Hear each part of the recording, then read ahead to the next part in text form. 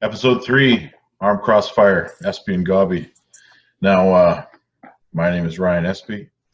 My partner, as always, is Chris Gobby. This time, last week, we were recording with the Beast himself, and that episode's been getting a ton of traction. But what we need from you guys, our call to action right here, is that we need you to go over to YouTube and hit subscribe on this channel so that someday this channel can be self-sustaining and we can keep bringing you great episodes. Of course, last week we had Travis. That's going to be a tough one to follow. Chris, what do you think? Yeah, the danger with bringing on someone like that is you set the bar high. But I mean, people know that he's probably the most entertaining guy to listen to. So I mean, you do what you can, but you cannot you can't refrain from getting guests like that just on the fear that you might not be able to replicate it. So it's all good, and we'll do what we can. And we have in my mind, I have a handful of guests I'd like to have on in the next month or two, and all of them, albeit not as entertaining as Travis, will be entertaining in their own right. Yeah, that's right. And I think the comments about that won't be a tough one to top, and I agree, it will be a tough one to top. I don't think we should even try to top it. We'll just bring you different and exciting things as we move forward. And yeah, so on with the show. What do you got going on?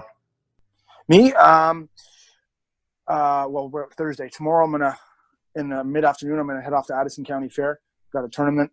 It's the biggest tournament in Vermont every year. Anywhere from 200 to 300 entries. Tons of kids. Giveaway hoodies. Rob, RVJ, is usually there. Eric Hussein usually comes down from Canada. Big classes. It's an evening event as well.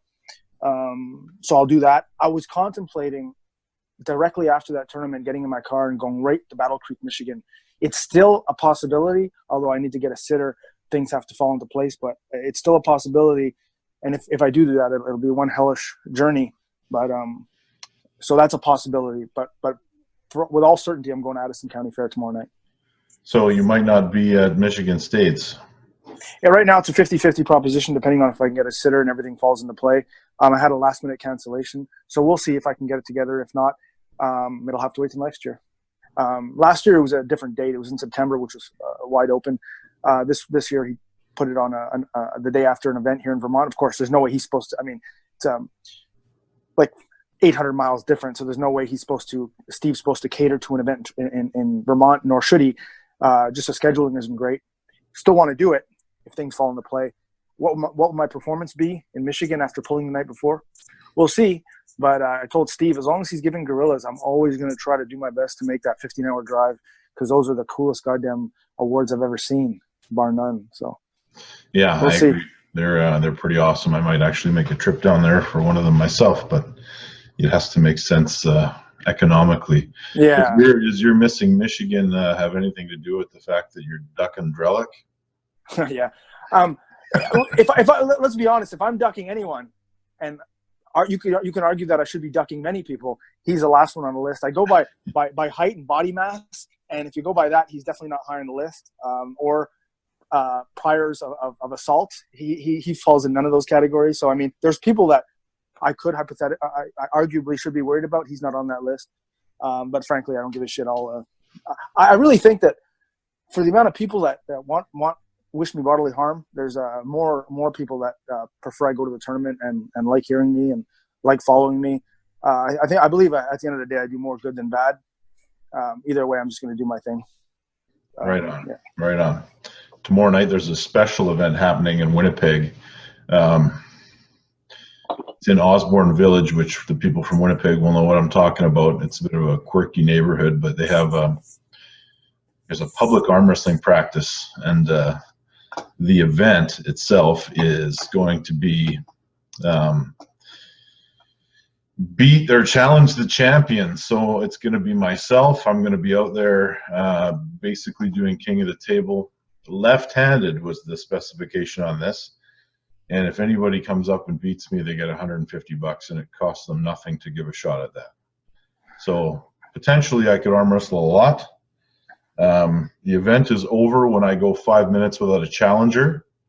So maybe what will happen is I'll show up and I'll stand there for 5 minutes and get $150, because if nobody takes the money, he just gives it to me. Can I throw a scenario at you? Absolutely. Yeah, I love this guy. and I don't think he's too far from you. I could see I mean, Mike Barrett. you're talking about Ezreal, yeah. No, Mike Barrett showing up. Oh, Mike Barrett, yeah. Oh, he's got a beast lefty for 176, 180. I mean, if you're tired, if you're down to 50%, I can see him beating you. Here's the difference. I can go to an arm wrestling practice and I can let guys hit into my arm for hours and hours. And I play catch with them. Yeah, for sure. This is going to be with refereed matches and ready goes. Oh, so even when I'm tired, I've got a monster hit that's going to carry me through the rest of that night. So if Mike potentially waits a couple hours, yeah, he might have a shot. I think there's one or two guys that might have a good chance. Mike is one of them. Mike Dumas is another. He's a super heavyweight that was at Nationals. You know, if those guys pick their spot, potentially, yes. I'm not really too worried about it. I mean, I'm still having practice here tonight, so we'll see what happens. Do you anticipate any of those pros showing up, actually? No. I anticipate the whole, like, the Manitoba Arm Wrestling Association will show up. Like, all the guys that are regular pullers will show up. To support or to try to bust your ass? Both. Okay. Fair enough. I mean, hell, if I was within a couple hours drive, I'd come just to fucking ruin your goddamn fucking. I mean, that's how I'm programmed. What do they got to lose? It costs them nothing to take a shot, and I mean, I know most of these guys. I know how they pull. I will hit to the degree that I need to win. I will not try to hurt or slaughter anybody. I'm more worried about the people that come up that have never arm wrestled before. Yeah. But take a shot at it because we don't want anyone getting hurt. No. I'll do my best to take care of all the new people that come up and have a go. But I think your style plays into that too. I remember years ago, 2010 or 11, I was training with a guy from Montreal. He was running a team, and he had this thing at a nightclub where him and another guy on the team were going to just put on the table at this nightclub. The club was sponsoring his team, and he was about 140 pounds. Mark Vachon, former national champ, and he was just take on guys. And he asked me to show up and support, and if anyone could beat him. And a couple of bigger guys got drunk and beat him, and I got up there, and of course I pulled a couple of bigger guys. My style is not to leave her out. My style is to let the guy hit. And when you have a newbie that hits into you and puts his shoulder and ended up hurting a guy's arm, because my style, when I go, I cannot lever them back and ease them through their bad position. I just kind of go through it. It's the only really avenue I have in my game. But yeah, I see with your style and the fact that you're so much stronger than everyone, I can see you easily going injury. Well, the contestants going injury free. Yeah, and I hope whoever is there to referee those matches will recognize that if someone gets in a bad position. Oh yeah.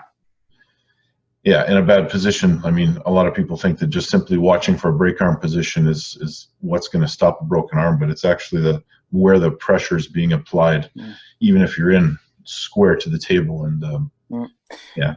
That's an interesting comment. I reffed an event 2 weeks ago, and I stopped. There was a novice, amateur, pro, and in the novice, I stopped 3-4 matches.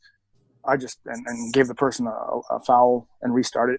And in one case, I gave them a second foul and ended the match. And I said, break arm, dangerous position. And they said, what? And a couple of teammates said, that wasn't break arm. It wasn't technically break arm. I said, when a newbie is pulling through their joint, with a joint, I stop the match. I'm a huge proponent in stopping matches too early than rather too late. Don't really care what it looks like. And in fact, I was trying to convince Wall to have me ref. I think me reffing, so many of the problems at Wall can be fixed. I just see Bart struggling with those fucking guys and their aggression, and I'm like, put me in there, man. I'll call everything, and no one will get anything, and there'd be knuckles. Everything would be straight up. We'd get decent matches, no King's move bullshit. But maybe, of course, that's what they want. I don't know. But Travis made a good point about the professional foul last time. Yeah, absolutely. And he said, you shut your mouth, you're going to get a foul. But I mean, that kind of goes counter to the entertainment aspect of what they're trying to do. So I don't know if that's necessarily what they want or they hold I don't know importance at all.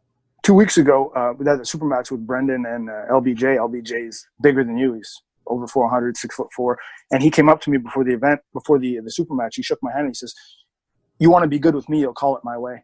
And I looked way up at him and I said, "You'll be okay with any way I call it."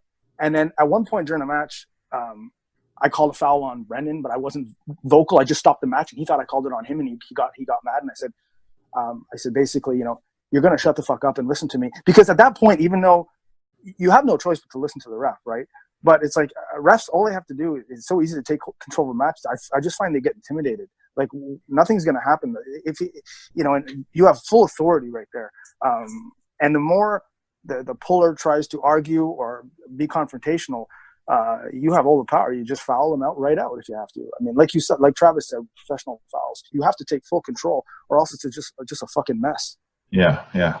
So let's jump around a little bit. Yeah. Because that's a good segue into a question that I was asked, or that we were asked rather, and it was by a fellow named Gary. Sent this question, and it was for a couple weeks ago, but we had the Travis show. We didn't get a chance to do this, and it said, "What do you think of all the Devon Larratt shenanigans, head games, complaining, etc. when setting up? Do you think it's a bit over the top? Do you think these antics, although might be effective with opponents, take away the interests for the casual and new fans?"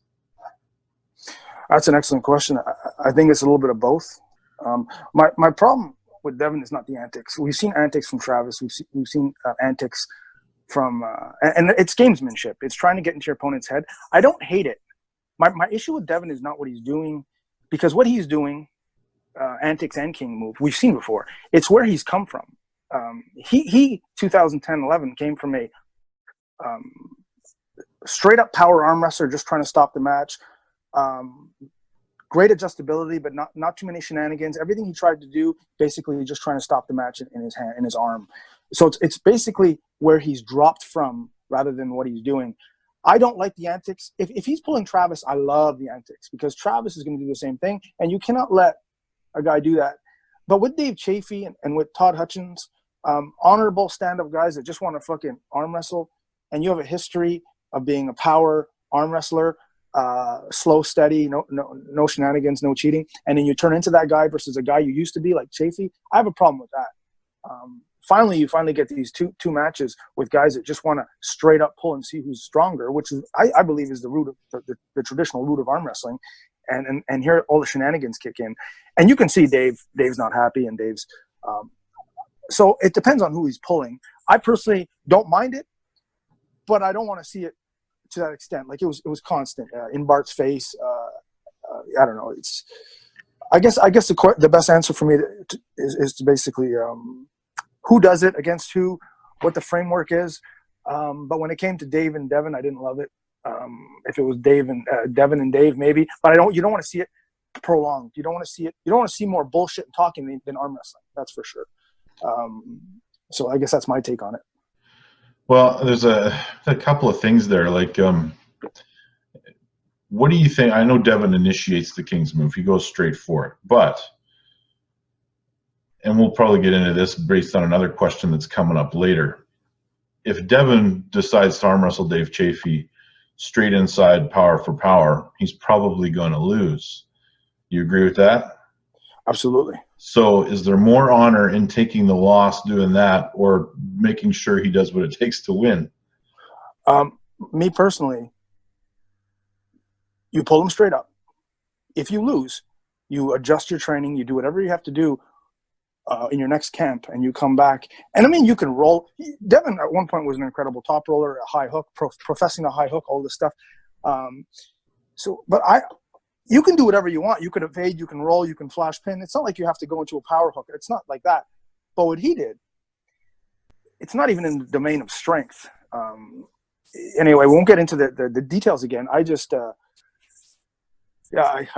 love that level of evasion. Basically, what you were saying is, I can't take your hand.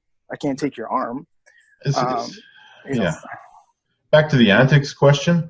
Yeah. My opinion is sometimes I support it if it's done for the right, to the right guy, right purpose. There's sometimes, like, I remember arm wrestling Earl Wilson a long time ago, before I had ever beat him, and 2008 was like that. The Nationals was one of the most intense events overall, and everyone seemed to feed off each other's energy. And everyone used to say, like, you want Earl to stay calm. That's how you're going to beat him. And I thought, you know what, I'm going to go the other way. I'm going to be the wild man at the table and Yeah. see how far I can push him over the edge. Yeah. Like, does the Hulk have a breaking point when his rage is too much and he forgets what he's doing? And we both were going nuts. I ended up winning those matches. I'm not sure what would have happened if I'd have taken the opposite approach. Maybe the same thing. It's hard to say, but at the table, I'm not a fan of the disrespect to the referee. I know it's great for the show. I'm not a fan of the disrespect to the opponent. I also know it's great for the show, and I've been taken aback by it a couple of times, like when I pulled Marcio at the, I think it was at the Harleypool, and I couldn't believe it because I had been friends with this guy, and all of a sudden I'm arm wrestling for the first time, and he hates me now, and it's just, like, I was kind of shocked by it. I was like, oh my God, this is my friend, and he wants to kill me here. But you know, getting used to it and realizing that after the match is over, it was all what he needed to do to get his head in the right space. Man, with Devon, I don't know. To say it takes away from the sport as part of that question is tough too, because it's kind of showing that it's growing the sport, like the entertainment aspect of it. We're getting viewers we've never had before, and whether that just comes with through persistence in posting on different mediums, or if it's the fact that you know, Devon was in the right place at the right time when he got a video taken with the mountain, got the rub from TMZ, and got the rub from a bunch of other major media outlets that all of a sudden Devon's the most popular arm wrestler in the world and he's got more followers than anyone. Is it because it's Devon, or is it because he's in the right place at the right time, or is it because he's so available that he can't help but be put in those situations? I think it's all of the above. And going back to the antics, I mean, if you can't beat your opponent in any domain, in any sport, in any battle, if you can't beat your opponent physically, but you can get to in his mind, and he has a weakness in his mind where you can exploit, by all means, exploit it. So I always try to separate the objectivity and the subjectivity when I have an opinion about something. And I believe the antics, to a certain degree, is very good. It's very good for arm wrestling. It shows a different degree, a different way you can beat an opponent if you might not have the stronger arm, the bigger bicep, all that stuff. So it shows a good aspect of our sport where you can exploit a stronger opponent. I didn't love it with Dave. Personally, I don't love it at that extent, but I believe the antics aspect is good for the sport. If you look at the viewings of WAL, which has drama, it's more towards geared towards like WWE compared to WAF or Zloty. I believe the drama, the antics, seems to be getting a little bit more drag from the maybe the non-arm wrestling community and also the arm wrestling community. And if it's getting more pull, all then so be it. I just wonder that also, you know, like I was talking to someone, if you did something totally ridiculous at an event, totally ridiculous, like the YouTube videos that draw the most views are ridiculously stupid and borderline disgusting. So are two guys kinging, and they're getting whatever, 1 million views or whatever it is, whatever the number is it because people are saying, wow, that's amazing, I can't wait to get in the sport, I'm drawn to the sport? Or is it, hey buddy, call Jim and Frank and tell them to check this out, this is fucking laughable? I don't know which one it is, because I don't believe all publicity is necessarily great publicity. When it comes to general views, yes, but when it comes to pulling the sport or increasing the respect or popularity of the sport in the mainstream audience's eyes, I'm not sure if that's the way to go. I don't have the answer, but and I don't, like I said, I don't dismiss the antics. I just didn't love it on that occasion. It was just prolonged, and if you need to start crying fouls right when your hand goes to the pin, it just looked weak. I found it looked weak. You know, with certain pullers, you expect it. The thing with Devon is that he went from one type of athlete puller, one philosophy, to he did a complete 180 in my opinion. Anyway, but whatever's good is good. I don't know. I don't have the answers. Just personal opinion, and but if it's good, it's good. It is good. It is good. Yeah. So you ready for some more questions? You want to just continue down this path on the Q&A? Let's do it. Let's do it. Okay, next one. Man, I've been talking about this since 1997 when I started in the sport. Do you think arm wrestling will ever be in the Olympics? If it ever is a possibility, how do you think it would change the sport? Number one, I don't think it would ever go in the Olympics. Number two, I don't think we want it to go in the Olympics. The Olympics is when the Olympics started out, it was all about pure athleticism, strength, stamina, as the generations and centuries rolled on, it's gravitating more towards, let's get Texas Hold'em in there. Let's get golf. Let's get these ridiculous sports that really don't take any muscular stamina or power at all. And they seem to be the most popular. So the way Olympics are gravitating towards, away from the gladiator and more towards the fucking idiot playing video games on his couch, I don't think we need to be part of it. Would it help the sport? Shit, of course it fucking help the sport. That would be huge exposure. But we'd have to fit into we'd have to fit in as a sub genre or sub card to the free the mat wrestling, and I don't know. I can't see it happening in any way. I can't see it happening. We have too many weight classes. We have too many classes in general. I don't think it's something the IOC would ever consider. And frankly, that's fine with me. But would it help? Of course, it would help the sport. Yeah, I don't. Yeah, I agree with just about everything you said. We've been talking about this since 1997. The problem is we don't have a big enough bank account overall in the sport worldwide to be considered. If it gets into the Olympics, it'll be because of the efforts of the Eastern world, not the Western world. They will be the ones that get us in there. The big hurdles, of course, yeah, you said weight classes. There's way too many. I don't know. It's considering the fact that they're cutting other forms of wrestling, and there would have to be some tight rules. It would be more of a PAL style of matchups with rigid rules around the Olympics. I just don't see it happening. We tried the other way with piggybacking off of wrestling, and then they cut forms of wrestling. So we're at the bottom of that food chain, and it's certainly not something I would foresee. There is a lot of glamour and glitz that comes with it, and I don't know if I see the difference necessarily between how do you separate a world championship from an Olympic championship. The only difference really is that one happens every 4 years and one happens annually. I kind of let go of that whole Olympic dream and a while back, and I don't think it would change the sport all that much, other than there would be pressure on some of the guys that are at the top to return to the amateur side of it, which the Olympics is amateur sport. You might see some guys attempt to go natural and try to crack that Olympic gold medal. Mm-hmm. Yeah. Which, some of them just won't ever go back to a world championship, to a tested event, and the Olympics is only going to make that more stringent. Mm-hmm. Yeah. And of course, going back to antics, you couldn't have that type of stuff at the Olympics, right? It would have to be very rigid, respectable. And like I said, it just seems like the IOC is moving away from one-on-one combat type, physical type stuff like wrestling. And it seems to be moving away. Even boxing is getting less traction than it did decades ago. So I just don't, and we don't have the following that they can say, well, let's bring in arm wrestling, because wow, look at the money it'll generate. It won't generate anything. It'll cost you. So we just don't have the following. So I don't see it in the near future at all. But yeah, it wouldn't hurt. It would definitely. Well, yeah, it wouldn't make a huge impact on the sport.